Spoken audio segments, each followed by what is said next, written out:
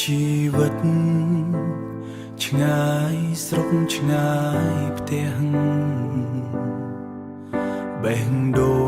ងនៅតែនឹកអ្នកនៅផ្ទះ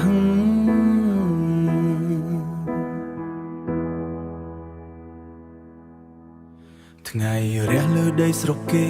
ខ្ញុំឈរមើលមេឃឆ្ងាយបេះដូងនៅស្រុកកំណើតនឹកផ្ទះនឹកម្ដាយដៃទីមកពីស្រុកខ្មែរតែចិត្តពោពេញដោយសង្ឃឹមទឹកញើសធ្លាក់រាល់ថ្ងៃ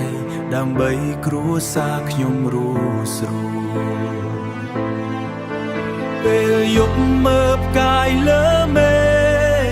ទឹកភ្នែកហូរមិនដឹងខ្លួនជីវិតឆ្ងាយផ្ទះឆ្ងាយភូមិបេះដូងខ្ញុំនឹកអ្នកអស់គ្នាខ្ញុំគ្រាន់តែជាប្លុកចំណាស្រុកតស៊ូលុយទាំងទឹកភ្នែកឈឺចាប់ប៉ុណ្ណាក៏មិនថាសូមឲ្យគ្រួសារខ្ញុំមានថ្ងៃសុខសាន្តនៅស្រុកគេរស់ដោយការខំប្រឹងទូលំបាកប៉ុណ្ណាក៏បោះបង់ទឹកញើសខ្ញុំធ្លាក់លើដីបរទេសដើម្បីអនាគតគ្រួសារនៅផ្ទះសំឡេងទូរស័ព្ទពីផ្ទះឮហើយបេះដូងញ័រម៉ែសួរថាកូនសុខទេកុំធ្វើការច្រើនពេកណាខ្ញុំញញឹមទាំងទឹកភ្នែកប្រាប់ថាកូនមិនអីទេទោះជីវិតលំបាកយ៉ាងណាក៏មិនអោយម៉ែព្រួយចិត្តមួយថ្ងៃណាបើសូមបានសម្រេចខ្ញុំនឹងត្រឡប់ទៅផ្ទះវិញ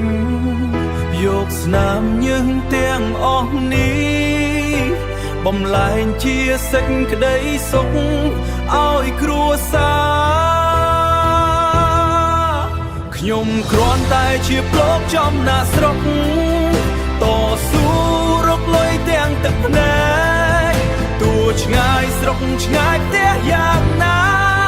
បេះដូងនៅតែស្រឡាញ់គ្រួសា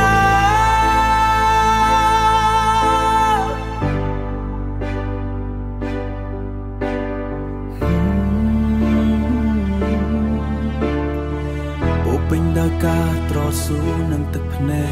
ក